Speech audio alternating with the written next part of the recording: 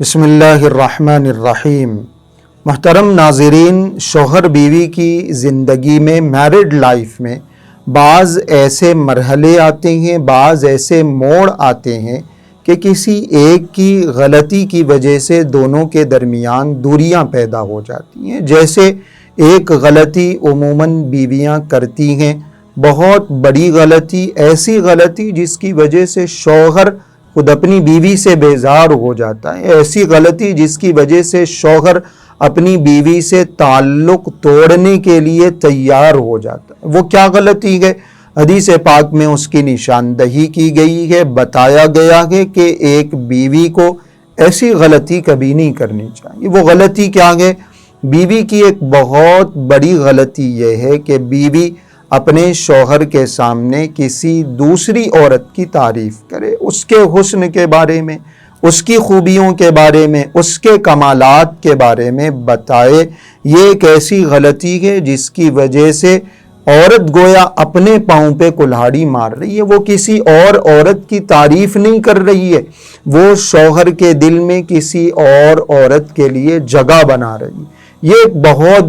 بڑی غلطی ہے جس سے احتیاط کرنے کا حکم حضور اکرم صلی اللہ علیہ وسلم نے دیا۔ آپ علیہ الصلوۃ والسلام نے ارشاد فرمایا، لا تباشر المرأة المرأة، کہ کوئی عورت کسی عورت سے اس طرح ملاقات نہ کرے کہ ملاقات کرنے کے بعد اپنے شوہر کے سامنے اس کی خوبیوں کا، اس کے کمالات کا، اس کے حسن کا، اس کی خوبصورتی کا تذکرہ کرے، اور تذکرہ بھی ایسا کرے کہ شوہر ایسا محسوس کرے کہ وہ لڑکی، وہ عورت خود اس کو نظر آ رہی ہے، دکھائی دے رہی ہے۔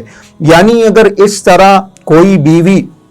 کسی اور عورت کی خوبیاں، کسی اور عورت کے کمالات، کسی اور عورت کی حسن کا، خوبصورتی کا تذکرہ کرے گی تو لازمی بات ہے کہ شوہر کی توجہ اپنی بیوی سے ہٹ کے اس دوسری عورت کی طرف چلی جائے گی۔ اور ایسے واقعات بہت سارے دیکھنے میں، سننے میں آتے ہیں کہ بیوی نے اپنی سہیلی کی تعریف کر دی، شوہر نے بیوی کو چھوڑ دیا اور سہیلی سے شادی کر لی۔ ایسے واقعات صرف اسی لیے پیش آتے ہیں کیونکہ عورت ہی اس میں ذمہ دار ہوتی ہے، قصوروار ہوتی ہے۔ اس لیے ایک بہت بڑی ذمہ داری بیوی کی یہ ہے کہ وہ اپنے شوہر کے سامنے کسی بھی دوسری عورت کا، کسی بھی دوسری لڑکی کا تذکرہ نہ کرے، خاص طور سے اس کے کمالات کا، اس کے حسن کا، اس کی خوبیوں کا اور خوبصورتی کا تذکرہ بالکل نہ کرے۔ ایسے ہی ایک بیوی کی ذمہ داری یہ بھی ہے کہ وہ اپنے شوہر کے سامنے